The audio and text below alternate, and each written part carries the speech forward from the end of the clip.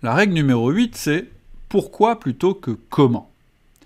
Dans un de mes emails privés récents, je vous disais que le management à la papa était mort. C'est quoi le management à la papa ? C'est de montrer comment tu fais à tes collaborateurs et de leur dire ça c'est la bonne manière de faire. Donc si vous voulez être aussi bon que moi, eh bien vous allez me copier.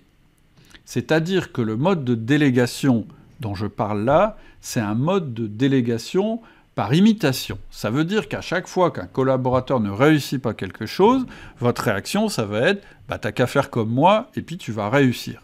Ça marche pas mal avec les débutants complets et ça marche très très mal avec vos collaborateurs qui ont un peu plus de maturité. Or, c'est ce que vous voulez des collaborateurs qui aient de la maturité.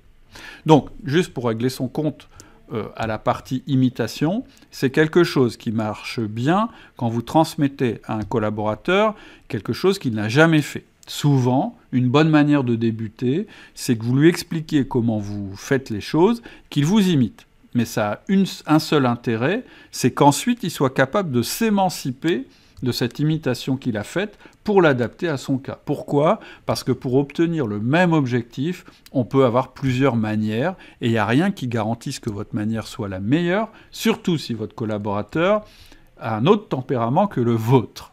Donc, parler du pourquoi plutôt que du comment, ça veut dire que votre job de manager, c'est pas d'expliquer comment on fait les choses, c'est d'expliquer pourquoi on fait les choses. Votre job de manager, c'est pas de leur écrire un processus pour qu'ils le suivent. Votre job de manager, c'est de leur montrer un objectif qu'ils doivent atteindre. C'est complètement différent. Pourquoi c'est intéressant ?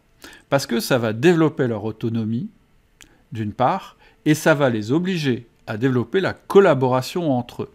Si à chaque fois que votre collaborateur a un problème, il peut débarquer dans votre bureau et vous dire « Boss, j'ai un problème », et que vous, votre réaction, c'est lui dire « écoute, donne-moi ton problème, je vais le résoudre à ta place », ou, ça c'est le pire, ou dire « ton problème, tu vas le résoudre comme ça, 1, 2, 3, 4, petit 1, tu vas faire ça, 2, tu vas faire ça, 3, tu vas faire ça, 4, tu vas faire ça », ça ne va pas développer l'autonomie de votre collaborateur, on est bien d'accord. Par contre, si à chaque fois qu'il vient vous voir, qu'il a un problème, vous lui répondez « Ah bon, et comment tu vas faire pour le résoudre ?»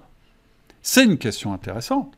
Parce que s'il vous dit « je ne sais pas comment je vais le résoudre », vous n'allez pas le résoudre à sa place. Vous allez dire « moi, à ta place, je repartirai dans mon bureau et je discuterai avec mes collègues, j'irai voir machin pour qu'il m'explique, etc. » C'est-à-dire qu'au lieu de résoudre le problème, vous pouvez leur donner des manières de résoudre les problèmes en général. C'est ça que j'appelle parler du pourquoi plutôt que du comment.